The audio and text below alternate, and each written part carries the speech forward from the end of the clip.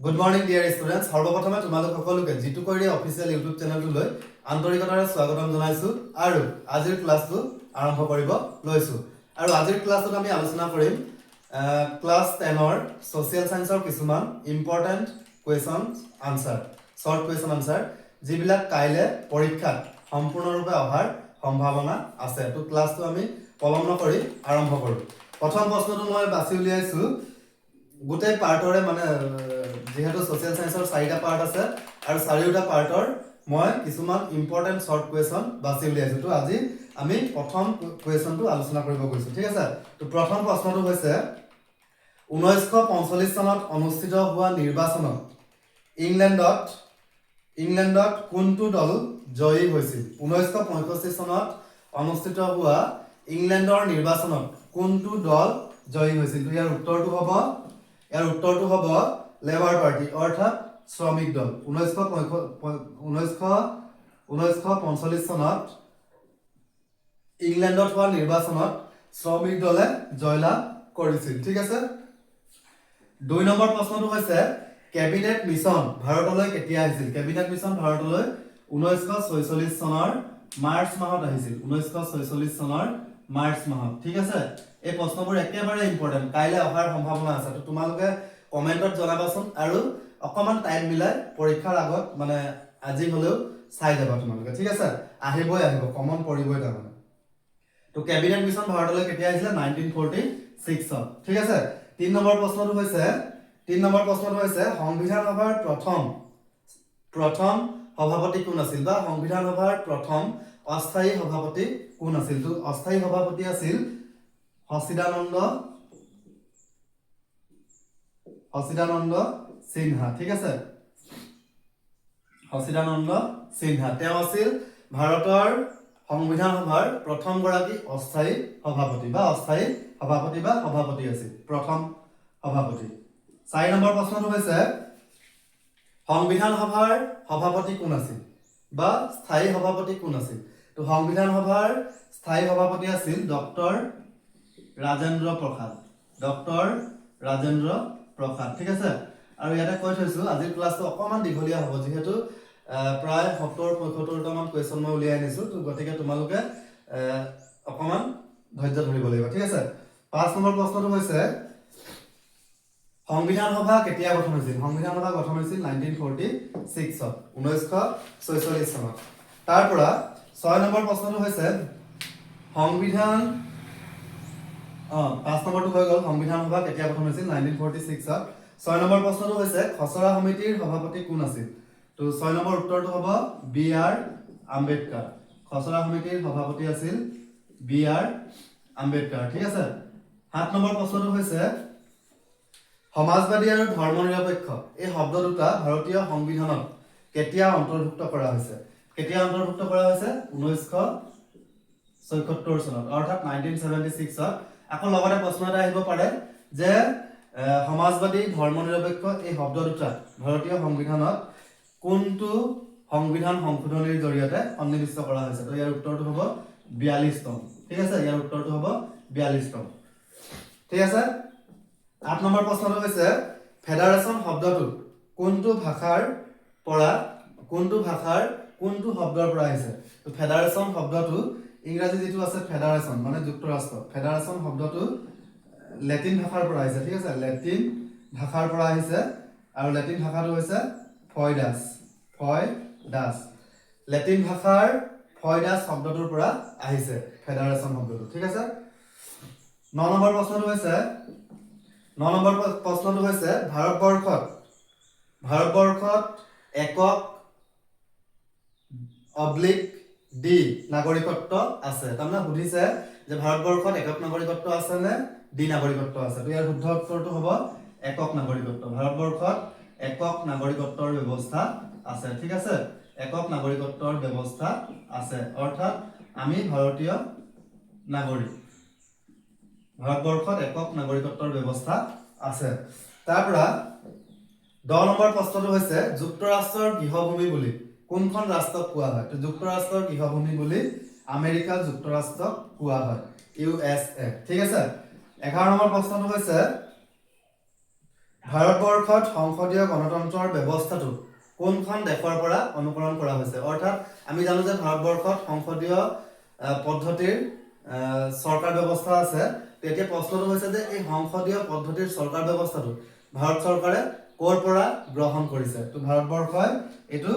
ব্ৰিটেইনৰ পৰা গ্ৰহণ কৰিছে ইংলেণ্ডৰ পৰা ঠিক আছে ইংলেণ্ডৰ পৰা গ্ৰহণ কৰিছে তাৰ পৰা 12 নম্বৰ প্ৰশ্নটো হৈছে ভাৰতবৰ্ষত আমি গম পালো যেহেতু ভাৰতবৰ্ষত একক নাগৰিকত্বৰ ব্যৱস্থা আছে তো এতিয়া প্ৰশ্ন হৈছে যে ভাৰতবৰ্ষই এই একক নাগৰিকত্বৰ ব্যৱস্থাটো কোনখন দেশৰ পৰা অনুকৰণ কৰিছে তো উত্তৰটো হ'ব কানাডা ঠিক আছে ভাৰতবৰ্ষই একক নাগৰিকত্বৰ ব্যৱস্থাটো কানাডা দেশৰ পৰা অনুকৰণ কৰিছে 13 নম্বৰ প্ৰশ্নটো হৈছে সাৰ্বভৌম মানে কি বুজা বা সাৰ্বভৌম বুলিলে কি বুজা সাৰ্বভৌম মানে হৈছে ৰাষ্ট্ৰৰ সৰ্বোচ্চ ক্ষমতা আৰু এই ক্ষমতাৰ জৰিয়তে কোনো এখন ৰাষ্ট্ৰই নিজ দেশৰ বাবে আইন প্ৰণয়ন কৰিব পাৰে প্ৰশাসন ব্যৱস্থা পৰিচালনা কৰিব পাৰে ঠিক আছে তো সাৰ্বভৌম ক্ষমতা হৈছে ৰাষ্ট্ৰৰ এক প্ৰকাৰৰ সৰ্বোচ্চ ক্ষমতা তাৰ পৰা 14 নম্বৰ প্ৰশ্নটো হৈছে অৰ্ধ যুক্তৰাষ্ট্ৰ কি 14 নম্বৰ প্ৰশ্নটো হৈছে অৰ্ধ যুক্তৰাষ্ট্ৰ কি যেহেতু আমি গম পাইছো যে ভাৰতবৰ্ষত অৰ্ধ যুক্তৰাষ্ট্ৰীয় প্ৰকৃতিৰ চৰকাৰ ব্যৱস্থা আছে অৰ্থাৎ ভাৰতৰ সংবিধানখন যদি আমি ভালদৰে মন কৰো তেতিয়াহ'লে আমি দেখিম যে ভাৰতবৰ্ষত মানে ভাৰতত যুক্তৰাষ্ট্ৰীয় প্ৰকৃতিৰ কিছুমান লক্ষণো আছে আৰু ভাৰতীয় সংবিধানত কিছুমান অযুক্তৰাষ্ট্ৰীয় পদ্ধতিৰ ব্যৱস্থাও আছে তো গতিকে আমি ক'ব লাগিব যে অৰ্ধ যুক্তৰাষ্ট্ৰ হৈছে যুক্তৰাষ্ট্ৰীয় আৰু অযুক্তৰাষ্ট্ৰীয় ব্যৱস্থাৰ সংমিশ্ৰণটোৱে হৈছে অৰ্ধ যুক্তৰাষ্ট্ৰীয় ব্যৱস্থা ঠিক আছে তাৰ পৰা 15 নম্বৰ প্ৰশ্নটো হৈছে সংবিধান সভাৰ প্ৰথম বৈঠক কেতিয়া হৈছিল সংবিধান সভাৰ প্ৰথম বৈঠক হৈছিল 1946 ত 1946 চনত সংবিধান সভাৰ প্ৰথমখন বৈঠক হৈছিল ঠিক আছে তাৰ পৰা 16 নম্বৰ প্ৰশ্নটো হৈছে ভাৰতৰ সংবিধানৰ 1 নং অনুচ্ছেদত ভাৰতক কি বুলি কোৱা হৈছে মানে ভাৰতীয় সংবিধানৰ 1 নং অনুচ্ছেদত কি আছে তো ভাৰতীয় সংবিধানৰ 1 নং অনুচ্ছেদত আছে কি বুলি আছে যে ইউনিয়ন অফ ষ্টেটস অৰ্থাৎ ভাৰতবৰ্ষক কি বুলি কোৱা হৈছে ৰাজ্যসমূহৰ সংঘ অৰ্থাৎ ৰাজ্য থাকিলেহে ভাৰতবৰ্ষ থাকিব ঠিক আছে তো 1 নং অনুচ্ছেদত কি বুলি আছে 1 নং অনুচ্ছেদত আছে যে ভাৰতবৰ্ষ হৈছে ৰাজ্যসমূহৰ সংঘ ইউনিয়ন অফ ষ্টেটস ঠিক আছে 17 নম্বৰ প্ৰশ্নটো হৈছে ৰাষ্ট্ৰসংঘ কেতিয়া গঠন হৈছিল ৰাষ্ট্ৰসংঘ গঠন হৈছিল 1945 চনৰ 24 অক্টোবৰ তাৰিখে ৰাষ্ট্ৰসংঘ গঠন হৈছিল 1945 চনৰ 24 অক্টোবৰ তাৰিখে ঠিক আছে কিমান তাৰিখে ৰাষ্ট্ৰসংঘ দিৱস উদযাপন কৰা হয় 18 নম্বৰ প্ৰশ্নটো হৈছে কিমান তাৰিখে ৰাষ্ট্ৰসংঘ দিৱস উদযাপন কৰা হয় যেহেতু ৰাষ্ট্ৰসংঘ গঠন হৈছিল 1945 চনৰ 24 অক্টোবৰ তাৰিখে তো গতিকে 24 অক্টোবৰ তাৰিখটো ৰাষ্ট্ৰসংঘ দিৱস হিচাপে সমগ্ৰ বিশ্বত উদযাপন কৰা হয় ঠিক আছে এতিয়া আছে 19 নম্বৰ প্ৰশ্নটো হৈছে ৰাষ্ট্ৰসংঘৰ লগত জড়িত দুটা এজেন্সিৰ নাম লিখা ৰাষ্ট্ৰসংঘৰ লগত জড়িত দুটা সংগঠন বা দুটা এজেন্সিৰ নাম হৈছে ILO আৰু এটা হৈছে WHO এবিলাকৰ ফুল ফৰ্ম আহিব পাৰে ILO ৰ সম্পূৰ্ণ ৰূপটো হৈছে ইন্টাৰনেশ্যনেল লেবাৰ অৰ্গেনাইজেশ্যন ঠিক আছে ইন্টাৰনেশ্যনেল লেবাৰ অৰ্গেনাইজেশ্যন ILO আৰু WHO ৰ ফুল ফৰ্মটো হৈছে ওয়াৰ্ল্ড হেলথ অৰ্গেনাইজেশ্যন ঠিক আছে তো ৰাষ্ট্ৰসংঘৰ লগত জড়িত দুটা এজেন্সিৰ নাম হৈছে ILO অৰ্থাৎ ইন্টাৰনেশ্যনেল লেবাৰ অৰ্গেনাইজেশ্যন আৰু এটা হৈছে অন্য এটা হৈছে WHO অৰ্থাৎ ওয়াৰ্ল্ড হেলথ অৰ্গেনাইজেশ্যন ঠিক আছে তো এটা 20 নম্বৰ প্ৰশ্নটোলৈ যাওঁ 20 নম্বৰ প্ৰশ্নটো হৈছে আন্তৰ্জাতিক ন্যায়াধীশৰ মুঠ সংখ্যা কিমান অৰ্থাৎ আন্তৰ্জাতিক ন্যায়ালয়ত মুঠ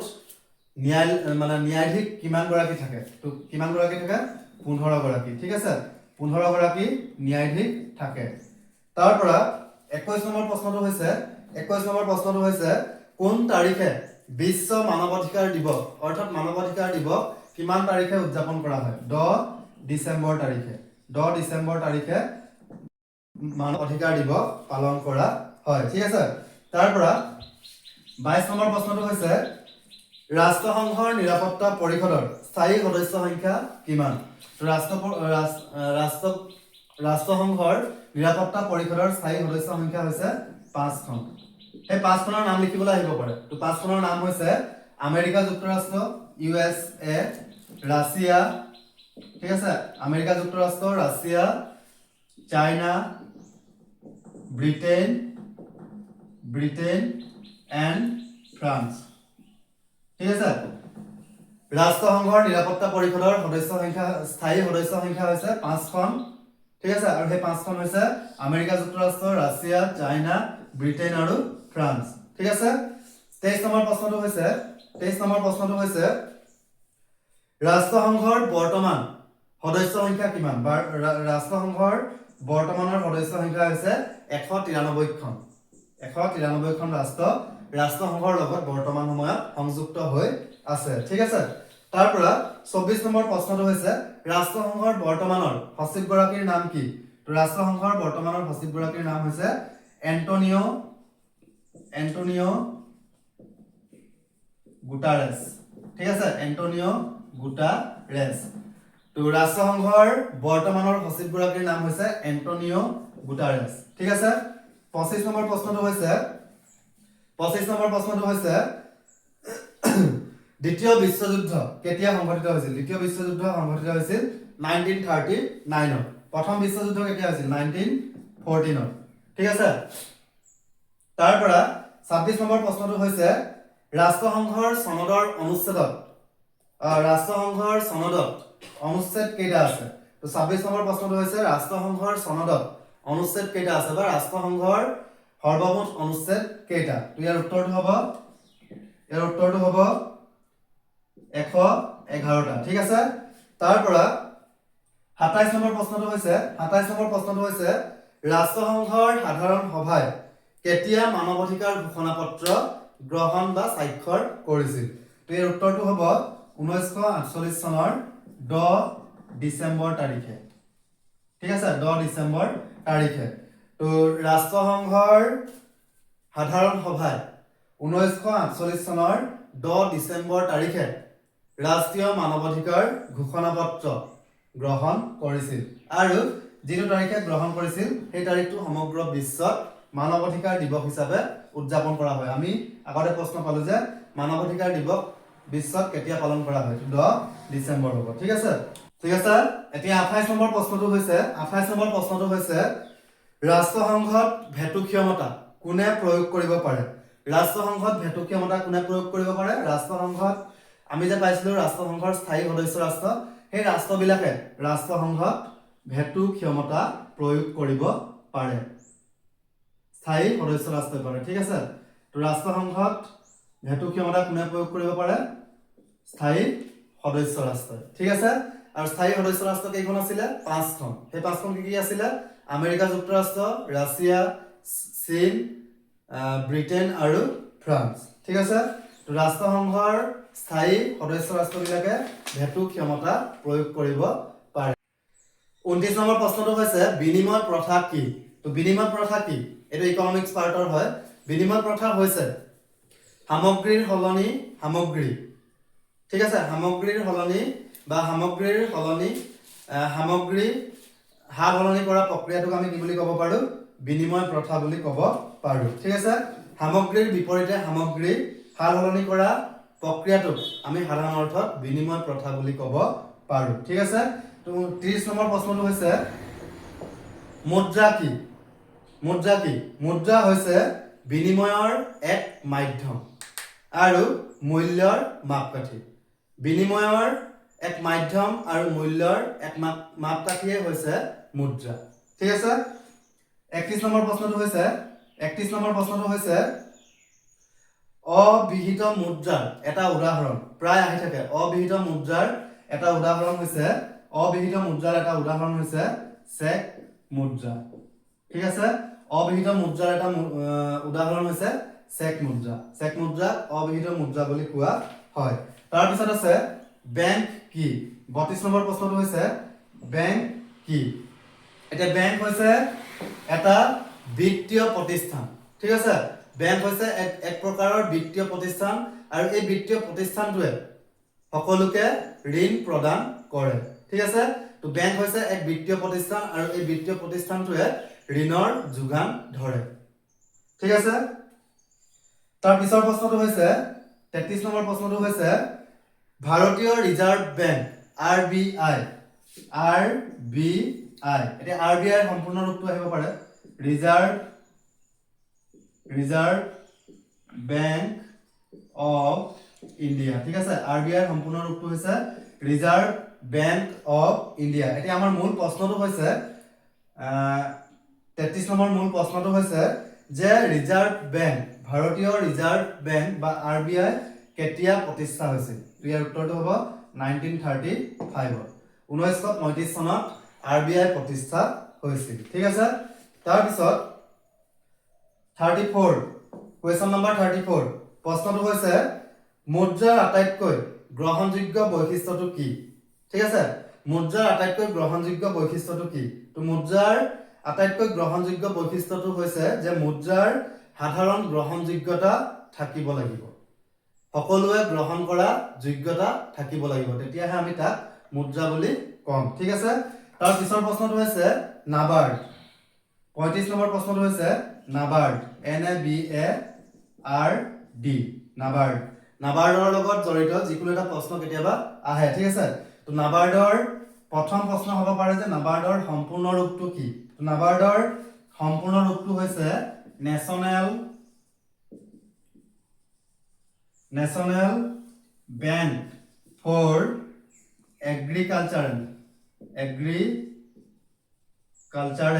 agricultural and rural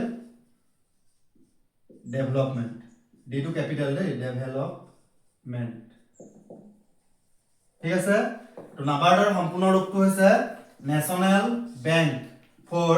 agricultural and rural development ঠিক আছে তো নাবাৰ্ডৰ সম্পূৰ্ণ ৰূপটো আহিব পাৰে তাৰ পৰা প্ৰশ্ন আহিব পাৰে যে নাবাৰ্ড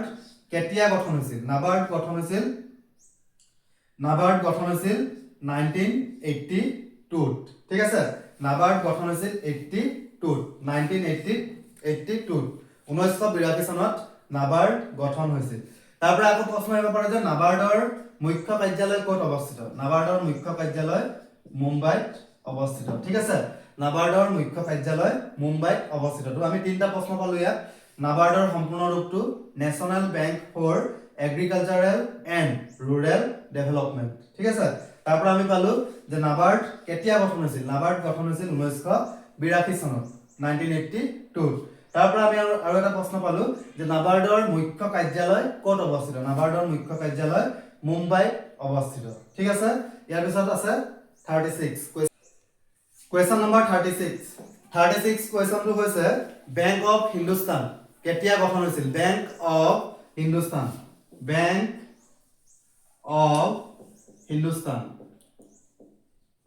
ঠিক আছে বেংক অফ হিন্দুস্তান কেতিয়া গঠন হৈছিল 1770 চনত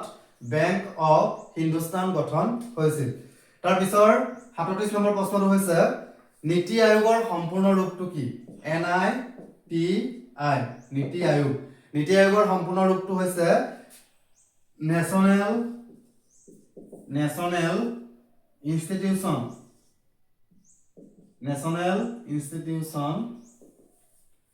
ইনষ্টিটিউচন ফৰ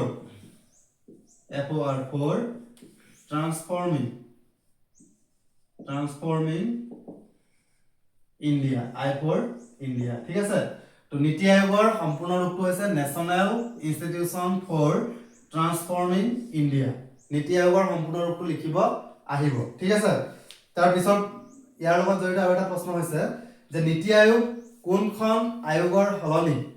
ঠিক আছে নীতি আয়োগ কোনখন আয়োগৰ হলনি গঠন কৰা হৈছিল তো ইয়াৰ উত্তৰটো হ'ব নীতি আয়োগ পৰিকল্পনা আয়োগৰ হলনি গঠন কৰা হৈছিল তাৰ পৰা লগতে প্ৰশ্ন আহিব পাৰে যে নীতি আয়োগ কেতিয়া গঠন কৰা হৈছিল 2015 1 জানুৱাৰী ঠিক আছে 1 জানুৱাৰী ঠিক আছে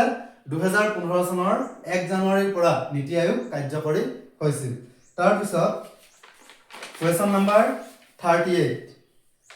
ফাদাৰ অফ গ্ৰীণ ৰেভলিউচন মানে সেউজ বিপ্লৱৰ পিতৃ বুলি কাক কোৱা হয় সেউজ বিপ্লৱৰ পিতৃ বুলি কাক কোৱা হয় সেউজ বিপ্লৱৰ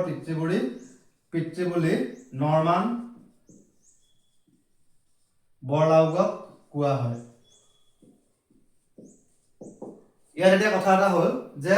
সেউজ বিপ্লৱৰ পিতৃ বুলি কাক কোৱা হয় নৰমান বৰলাউগ ঠিক আছে নৰমান বৰলাউগক সেউজ বিপ্লৱৰ পিতৃ বুলি কোৱা হয় কিন্তু কেতিয়াবা প্ৰশ্নটো আহিব পাৰে যে ভাৰতৰ সেউজ বিপ্লৱৰ পিতৃ বুলি কাক কোৱা হয় তো ভাৰতৰ সেউজ বিপ্লৱৰ পিতৃ বুলি কাক কোৱা হয় ভাৰতৰ সেউজ বিপ্লৱৰ পিতৃ বুলি কাক কোৱা হয় এম.এছ. স্বামীনাথনক কোৱা হয় ঠিক আছে ভাৰতৰ সেউজ বিপ্লৱৰ পিতৃ বুলি M S. Swaminathan N.A.T.H.A.N. Swaminathan M S. স্বামীনাথনক ভাৰতৰ সেউজ বিপ্লৱৰ পিতৃ বুলি কোৱা হয় ঠিক আছে তাৰ পিছৰ প্ৰশ্নটো হৈছে 39 কোৱেশ্চন নাম্বাৰ 39 সেউজ বিপ্লৱৰ প্ৰভাৱ পৰা দুখন ৰাজ্যৰ নাম লিখা তো ইয়াৰ হ'ব পাঞ্জাব ঠিক আছে পাঞ্জাব হাৰিয়ানা সেউজ বিপ্লৱৰ প্ৰভাৱ পৰা দুখন ৰাজ্যৰ নাম হৈছে পাঞ্জাব হাৰিয়ানা ঠিক আছে question number 36 complete question number 40 question number 42 হৈছে নীতি আয়োগৰ সভাপতি কোন ঠিক আছে নীতি আয়োগৰ সভাপতি কোন তো নীতি আয়োগৰ সভাপতি কোন হ'ব যিগৰাকী প্ৰধানমন্ত্ৰী থাকিব ঠিক আছে এটা প্ৰধানমন্ত্ৰী যিগৰাকী থাকিব তেওঁই হ'ব নীতি আয়োগৰ সভাপতি তো কি কোন হ'ব প্ৰাইম মিনিষ্টাৰ ঠিক আছে তো বৰ্তমান নীতি আয়োগৰ সভাপতি কোন হয় আমাৰ সন্মানীয় প্ৰধানমন্ত্ৰী নৰেন্দ্ৰ মোদী ডাঙৰীয়া ঠিক আছে তাৰ পৰা কোৱেশ্চন নাম্বাৰ 41 প্ৰথম পঞ্চবাৰ্ষিক পৰিকল্পনা কেতিয়া আৰম্ভ হৈছিল প্ৰথম পঞ্চবাৰ্ষিক পৰিকল্পনা 1951 ত আৰম্ভ হৈছিল তাৰ পৰা 42 নম্বৰ প্ৰশ্নটো হৈছে দ্বিতীয় পঞ্চবাৰ্ষিক পৰিকল্পনা কেতিয়া আৰম্ভ হৈছিল দ্বিতীয় পঞ্চবাৰ্ষিক পৰিকল্পনা 1956 ত আৰম্ভ হৈছিল ঠিক আছে তাৰ পৰা 43 নম্বৰ প্ৰশ্নটো হৈছে 43 কোৱেশ্চন নাম্বাৰ 43 প্ৰাথমিক বৃত্তিৰ উদাহৰণ দিয়া প্ৰশ্ন আহিব পাৰে জিওগ্ৰাফি পাৰ্টৰ হয় প্ৰাথমিক বৃত্তি কোনবিলাক হ'ব কৃষি কাৰ্য মাছ ধৰা প্ৰাথমিক বৃত্তি কোনবিলাক হ'ব কৃষি কাৰ্য ঠিক আছে কৃষি কাৰ্য মাছ ধৰা এইবিলাক হ'ব প্ৰথম বৃত্তি বা প্ৰাথমিক বৃত্তি ঠিক আছে কোৱেশ্চন নাম্বাৰ 44 দ্বিতীয় বৃত্তিৰ উদাহৰণ 2 নম্বৰ কাৰণে আহিব পাৰে যে দ্বিতীয় বৃত্তিৰ দুটা উদাহৰণ দিয়া বা দ্বিতীয় বৃত্তিৰ এটা উদাহৰণ দিয়া দ্বিতীয় বৃত্তিৰ উদাহৰণ হ'ব কুঁহিয়াৰৰ পৰা গুড় ওলোৱা ঠিক আছে কুঁহিয়াৰৰ পৰা গুড় চেনি প্ৰস্তুত কৰা তাৰ পৰা লুৰ আকাৰৰ পৰা লু সৃষ্টি কৰা ঠিক আছে তো প্ৰথমটো কি হ'ব কুঁহিয়াৰৰ পৰা গুড় চেনি প্ৰস্তুত কৰা আৰু দ্বিতীয়টো হ'ব লুৰ আকাৰৰ পৰা লু প্ৰস্তুত কৰা বা সৃষ্টি কৰা তাৰ পৰা কোৱেশ্চন নাম্বাৰ 45 তৃতীয় বৃত্তিৰ উদাহৰণ দিয়া প্ৰশ্ন আহিব পাৰে যে তৃতীয় বৃত্তিৰ দুটা উদাহৰণ দিয়া তৃতীয় বৃত্তিৰ দুটা উদাহৰণ হ'ব যাতায়াত ব্যৱস্থা ঠিক আছে যাতায়াত ব্যৱস্থা বজাৰ ব্যৱস্থা ঠিক আছে পাইকাৰী বা খুচুৰা ব্যৱসায় এটো ইকোনমিক্স পাৰ্টৰ এটো জিওগ্ৰাফি পাৰ্টৰ হয় ব্যৱস্থা তো তৃতীয় বৃত্তিৰ দুটা উদাহৰণ হৈছে যাতায়াত ব্যৱস্থা বজাৰ পাইকাৰী বা খুচুৰা ব্যৱস্থা ঠিক আছে এতিয়া আছে কোৱেশ্চন নাম্বাৰ 46 কোৱেশ্চন নাম্বাৰ 46 টো হৈছে চতুৰ্থক বৃত্তিৰ দুটা উদাহৰণ দিয়া তো চতুৰ্থক বৃত্তিৰ দুটা উদাহৰণ হ'ব বেংক বা অন্য বিত্তীয় অনুষ্ঠান ঠিক আছে চতুৰ্থক বৃত্তিৰ দুটা উদাহৰণ আছে বেংক ব্যৱস্থা বা অন্য বিত্তীয় অনুষ্ঠান হ'ব পাৰে তাৰ পৰা সেকেন্ড হ'ব প্ৰচাৰ মাধ্যম ঠিক আছে প্ৰচাৰ মাধ্যম এইবিলাক কিন্তু তোমালোকে চাই যাবা যদি কমন নপৰে পিছত মোক কমেন্টত জনাবা যে স্যাৰ আপুনি দিয়াবোৰ কমন এটাও নপৰিলে ঠিক আছে তোমালোকে একদম মাছ বি চাই যাবা মুঠতে ঠিক আছে 47 নম্বৰ কুৱেশ্যনটো হৈছে ভূগোলৰ প্ৰধান ভাগ দুটা কি কি? তো ভূগোলৰ প্ৰধান ভাগ দুটা হৈছে প্ৰাকৃতিক ভূগোল আৰু দ্বিতীয়টো হৈছে মানৱ ভূগোল। ঠিক আছে, ভূগোলৰ দুটা গুৰুত্বপূৰ্ণ ভাগ হৈছে প্ৰাকৃতিক ভূগোল আৰু মানৱ ভূগোল। তাৰপৰা কুৱেশ্যন নম্বৰ 48 টো হৈছে এচিড বৰষুণৰ সৃষ্টি ক'ত হ'ব পাৰে? তো এচিড বৰষুণৰ সৃষ্টি হ'ব পাৰে ঔদ্যোগিক অঞ্চলবিলাকত কি হ'ব পাৰে? এচিড বৰষুণৰ সৃষ্টি হ'ব পাৰে। তাৰপৰা কুৱেশ্যন নম্বৰ 49 টো হৈছে বায়ুমণ্ডলত কাৰ্বন ডাই অক্সাইডৰ পৰিমাণ কিমান? প্ৰশ্ন আহিব পাৰে বায়ুমণ্ডলত কাৰ্বন ডাই অক্সাইডৰ পৰিমাণ কিমান? 0.35%। ঠিক আছে, তো বায়ুমণ্ডলত কাৰ্বন ডাই অক্সাইড কিমান পৰিমাণ আছে? 0.35%। ঠিক আছে, তাৰপৰা কুৱেশ্যন নম্বৰ 50 কুৱেশ্যনটো হৈছে বায়ুমণ্ডলত আৰ্গন গেছৰ পৰিমাণ কিমান বা আৰ্গন গেছ কিমান শতাংশ আছে? ইয়াৰ উত্তৰটো হ'ব 0.93%। ঠিক আছে, question number 50 complete. Argon gas কিমান পৰিমাণৰ আছে? 0.93%। কুৱেশ্যন নম্বৰ 51 টো হৈছে সাহাৰা মৰুভূমি কোনখন মহাদেশত অৱস্থিত? তো সাহাৰা মৰুভূমি ক'ত অৱস্থিত? সাহাৰা মৰুভূমি ক'ত আছে? আফ্ৰিকা মহাদেশত। ঠিক আছে, আফ্ৰিকাত আছে। আফ্ৰিকা মহাদেশত সাহাৰা মৰুভূমি অৱস্থিত। তাৰপৰা কুৱেশ্যন নম্বৰ 52 টো হৈছে পৃথিৱীত মুঠ মহাসাগৰ কেইখন? 5খন। এইবিলাক জনা কথা আৰু পৃথিৱীত মুঠ মহাসাগৰ আছে 5খন। তাৰপৰা দিছে পৃথিৱীৰ 53 কুৱেশ্যন নম্বৰ 53 পৃথিৱীৰ বৃহত্তম মহাসাগৰ কোনখন? প্ৰশান্ত মহাসাগৰ। ঠিক আছে, প্ৰশান্ত মহাসাগৰ। তাৰপিছত কুৱেশ্যন নম্বৰ 54 টো হৈছে পৃথিৱীৰ ক্ষুদ্ৰতম মহাসাগৰখনৰ নাম কি? ইয়াৰ উত্তৰটো হ'ব উত্তৰ মহাসাগৰ। পৃথিৱীৰ বৃহত্তম মহাসাগৰখনৰ নাম হৈছে প্ৰশান্ত মহাসাগৰ আৰু ক্ষুদ্ৰতম মহাসাগৰখনৰ নাম হৈছে উত্তৰ মহাসাগৰ। ঠিক আছে, তাৰপৰা কুৱেশ্যন নম্বৰ 55 টো হৈছে প্ৰশান্ত মহাসাগৰত থকা দুটা দ্বীপৰ নাম। জাপান, ঠিক আছে, জাপান, টাইৱান, হ'বনে? জাপান আৰু টাইৱান। ঠিক আছে, তাৰপৰা কুৱেশ্যন নম্বৰ 56 টো হৈছে এছিয়া মহাদেশৰ মাটিকালি কিমান? ইয়াৰ উত্তৰটো হ'ব এছিয়া মহাদেশৰ মাটিকালি হৈছে 44.6 নিযুত বৰ্গ কিলোমিটাৰ। ঠিক আছে, এছিয়া মহাদেশৰ মুঠ মাটিকালি হৈছে 44.6 নিযুত বৰ্গ কিলোমিটাৰ। তাৰপৰা কুৱেশ্যন নম্বৰ 57 টো হৈছে পঞ্চৰত্নৰ পৰা গুৱাহাটী, যোৰহাট, ডিব্ৰুগড় চৌখোৱা ঘাটলৈকে যোৱা ৰাষ্ট্ৰীয় ঘাইপথটোৰ নাম কি?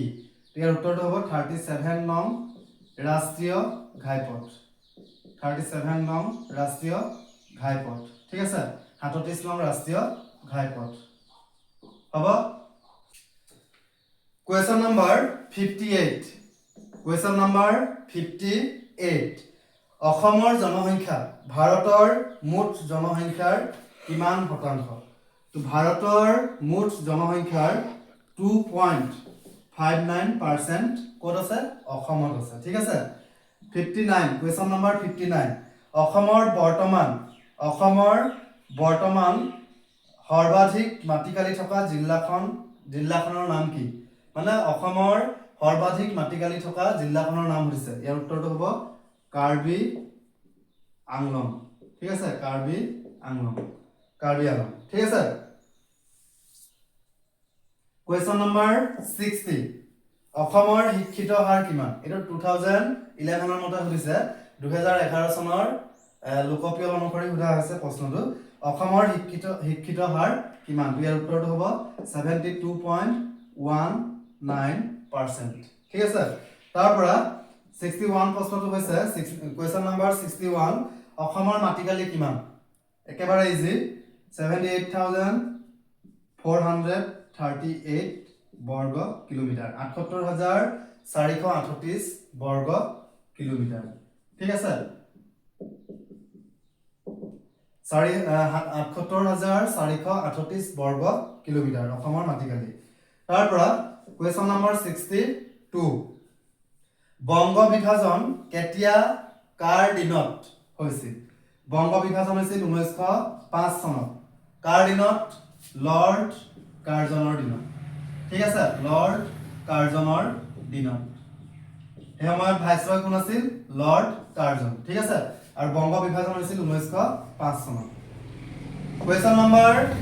63 স্বদেশী আন্দোলনৰ সময়ত এখন অসমীয়া আলোচনী প্ৰকাশ পাইছিল আৰু আলোচনীখনৰ নাম হৈছে যুগান্তৰ এতিয়া প্ৰশ্ন হৈছে এই যুগান্তৰ আলোচনীখনৰ লেখক মানে এই যুগান্তৰ আলোচনীখন কোনে সম্পাদনা কৰিছিল তো সম্পাদনা কৰিছিল ভূপেন্দ্ৰ নাথ দেৱে সম্পাদনা কৰিছিল কিমান চনত 1906 চনত ঠিক আছে 1906 ত ভূপেন্দ্ৰ নাথ দেৱে সম্পাদনা কৰিছিল আৰু আলোচনীখনৰ নাম হৈছে যুগান্তৰ ঠিক আছে কোৱেশ্চন নম্বৰ 64 কোৱেশ্চনটো হৈছে বংগদেশত জাতীয় শিক্ষা পৰিষদ ঠিক আছে জাতীয় শিক্ষা পৰিষদ ক'ত গঠন কৰা হৈছিল বংগদেশত এটা প্ৰশ্নটো হৈছে যে বংগদেশত জাতীয় শিক্ষা পৰিষদ কেতিয়া গঠন কৰা হৈছিল 1906 চনৰ 11 মাৰ্চ তাৰিখে 1906 চনৰ 11 মাৰ্চ তাৰিখে বংগদেশত জাতীয় শিক্ষা পৰিষদ গঠন কৰা হৈছিল Question number 65 বন্দিনী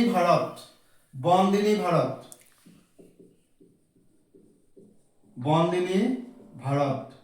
ঠিক আছে বন্দিনী ভাৰত গ্ৰন্থখনৰ লেখক কোন উত্তৰ হ'ব অম্বিকাগিৰি ৰায় চৌধুৰী ঠিক আছে বন্দিনী ভাৰত গ্ৰন্থখনৰ লেখক হৈছে অম্বিকাগিৰি ৰায় চৌধুৰী তাৰ পৰা কোৱেশ্চন নম্বৰ 66 হৈছে বংগদেশ কেতিয়া একত্ৰীকৰণ কৰা হৈছিল বংগদেশ একত্ৰীকৰণ কৰা হৈছিল 1911 চনৰ 12 ডিসেম্বৰ তাৰিখে 1911 চনৰ 12 ডিসেম্বৰ তাৰিখে ঠিক আছে বংগদেশ বিভাজন হৈছিল 1905 চনত আৰু 6 বছৰ পিছত বংগদেশ বিভাজন হোৱা 6 বছৰ পাছত 1911 চনৰ 12 ডিসেম্বৰ তাৰিখে বংগ একত্ৰীকৰণ কৰা হৈছিল কোৱেশ্চন নম্বৰ 67 ঠিক আছে কোৱেশ্চন নম্বৰ 67 ইংল্যান্ড চৰকাৰে নিয়ন্ত্ৰণকাৰী আইন কেতিয়া প্ৰণয়ন কৰিছিল ইংল্যান্ড চৰকাৰে নিয়ন্ত্ৰণকাৰী আইন বা ৰেগুলেটিং এক্ট কেতিয়া প্ৰণয়ন কৰিছিল তো ৰেগুলেটিং এক্ট কেতিয়া প্ৰণয়ন কৰিছিল 1773 ঠিক আছে 1773 চনত ৰেগুলেটিং এক্ট পাস হৈছিল ঠিক আছে কোৱেশ্চন নম্বৰ 68 টো হৈছে কংগ্ৰেছৰ চতুৰ্দশ মাদ্ৰাজ অধিৱেশন কেতিয়া হৈছিল কংগ্ৰেছৰ চতুৰ্দশ অধিৱেশন হৈছিল মাদ্ৰাজত এতিয়া প্ৰশ্নটো সুধিছে কেতিয়া হৈছিল অৰ্থাৎ চনটো ক'ব লাগে আমি 1898 1898 চনত কংগ্ৰেছৰ চতুৰ্দশ অধিৱেশন মাদ্ৰাজত অনুষ্ঠিত হৈছিল কোৱেশ্চন নম্বৰ 69 বংগ বিভাজনৰ পিছত সৃষ্টি হোৱা ৰাজ্য দুখন কি কি একেবাৰে ইজি প্ৰশ্ন অসম আৰু বংগ প্ৰদেশ ঠিক আছে অসম আৰু বংগ প্ৰদেশ মানে বংগ বিভাজনৰ পাছত অসম আৰু বংগ প্ৰদেশ দুইখন ৰাজ্য গঠন হৈছিল তাৰ পিছৰ প্ৰশ্নটো হৈছে কোৱেশ্চন নম্বৰ 70 17 নম্বৰ প্ৰশ্নটো হৈছে অসম নামৰ প্ৰদেশখন কেতিয়া গঠন হৈছিল ইয়াৰ উত্তৰটো হ'ব 1874 7th ফেব্ৰুৱাৰী এটা একেবাৰে জানিব লগা কথা দেই 1874 চনৰ 7 ফেব্ৰুৱাৰী তাৰিখে অসম গঠন হৈছিল ঠিক আছে কোৱেশ্চন নম্বৰ 71 মহাত্মা গান্ধীৰ জন্ম কেতিয়া ক'ত হৈছিল মহাত্মা গান্ধী দেৱৰ মহামানৱ মহাত্মা গান্ধীৰ জন্ম হৈছিল 1869 2nd অক্টোবৰ ঠিক আছে ক'ত হৈছিল 1869 চনৰ 2 অক্টোবৰ তাৰিখে মহাত্মা গান্ধীৰ জন্ম হৈছিল আৰু 2 অক্টোবৰ তাৰিখটো গান্ধী জয়ন্তী হিচাপে ভাৰতবৰ্ষত উদযাপন কৰা হয় ঠিক আছে আৰু জন্ম ক'ত হৈছিল গুজৰাটত ঠিক আছে গুজৰাটত ঠিক আছে গুজৰাটত মহাত্মা গান্ধীৰ জন্ম হৈছিল 1869 চনৰ 2 অক্টোবৰ তাৰিখে তো কোৱেশ্চন নম্বৰ 71 কমপ্লিট এতিয়া আছে কোৱেশ্চন নম্বৰ 72 ঠিক আছে কোৱেশ্চন নম্বৰ ঠিক আছে কোৱেশ্চন নম্বৰ 72 কাৰেন্টটো গুচি গ'ল কোৱেশ্চন নম্বৰ 72 টো হৈছে গান্ধীজীয়ে প্ৰথমে কোট সত্যাগ্ৰহ কৌশল প্ৰয়োগ কৰিছিল তো মহাত্মা গান্ধীদেৱে সত্যাগ্ৰহ কৌশলটো প্ৰথমে প্ৰয়োগ কৰিছিল দক্ষিণ আফ্ৰিকাত ঠিক আছে দক্ষিণ আফ্ৰিকাত ঠিক আছে দক্ষিণ আফ্ৰিকাত প্ৰথমে মহাত্মা গান্ধীয়ে সত্যাগ্ৰহ পদ্ধতিটো বা কৌশলটো অৱলম্বন কৰিছিল বা ব্যৱহাৰ কৰিছিল এতিয়া আছে কোৱেশ্চন নম্বৰ 73 কোৱেশ্চন নম্বৰ 73 টো হৈছে যে কাৰ নেতৃত্বত ভাৰতত খিলাফত আন্দোলন খিলাফত দেই খিলাফত খতসয়কাৰে খি লতাকাৰে লা ফ হসন্তিয়াত খিলাফত আন্দোলন এটা সুধিছে কাৰ নেতৃত্বত তো খিলাফত আন্দোলন হৈছিল তিনিগৰাকী মহান ব্যক্তিৰ নেতৃত্বত তাৰে প্ৰথম গৰাকী হৈছে মহাত্মা গান্ধী ঠিক আছে মহাত্মা গান্ধী তাৰ পৰা আৰু এগৰাকী হৈছে মৌলানা শৌকত আলী মৌলানা শৌকত আলী ঠিক আছে আৰু তৃতীয় গৰাকী হৈছে মহম্মদ আলী ঠিক আছে তো ইয়াত সুধিছে খিলাফত আন্দোলন কাৰ নেতৃত্বত হৈছিল তো খিলাফত আন্দোলনৰ নেতৃত্ব বহন কৰিছিল মহাত্মা গান্ধী মৌলানা শৌকত আলী আৰু মহম্মদ আলী এই তিনিগৰাকী ব্যক্তিয়ে খিলাফত আন্দোলনৰ নেতৃত্ব বহন কৰিছিল কোৱেশ্চন নম্বৰ 74 কেতিয়া ক'ত পূৰ্ণ স্বৰাজৰ দাবী কৰা হৈছিল তো কেতিয়া কৰা হৈছিল 1929 ক'ত কৰা হৈছিল লাহোৰত ঠিক আছে লাহোৰত কি হৈছিল 1929 চনত লাহোৰত কি হৈছিল 1929 চনত লাহোৰত হৈছিল কংগ্ৰেছৰ অধিৱেশন ঠিক আছে কংগ্ৰেছৰ অধিৱেশন ঠিক আছে 1929 চনত লাহোৰত কংগ্ৰেছৰ অধিৱেশন অনুষ্ঠিত হৈছিল আৰু এই অধিৱেশনত পূৰ্ণ স্বৰাজৰ দাবী উত্থাপন কৰা হৈছিল আৰু এই অধিৱেশনত কংগ্ৰেছৰ সভাপতি কৰিছিল এই অধিৱেশনৰ সভাপতিত্ব কৰিছিল জৱাহৰলাল নেহেৰু ঠিক আছে জৱাহৰলাল নেহেৰুৱে 1929 চনৰ লাহোৰত কংগ্ৰেছৰ যি অধিৱেশন অনুষ্ঠিত হৈছিল তাত সভাপতিত্ব কৰিছিল ঠিক আছে হ'ব কোৱেশ্চন নম্বৰ 75 হিমান্ত গান্ধী বুলি কাক কোৱা হয় ইয়াৰ উত্তৰটো হ'ব হিমান্ত গান্ধী বুলি কাক কোৱা হয় খান আব্দুল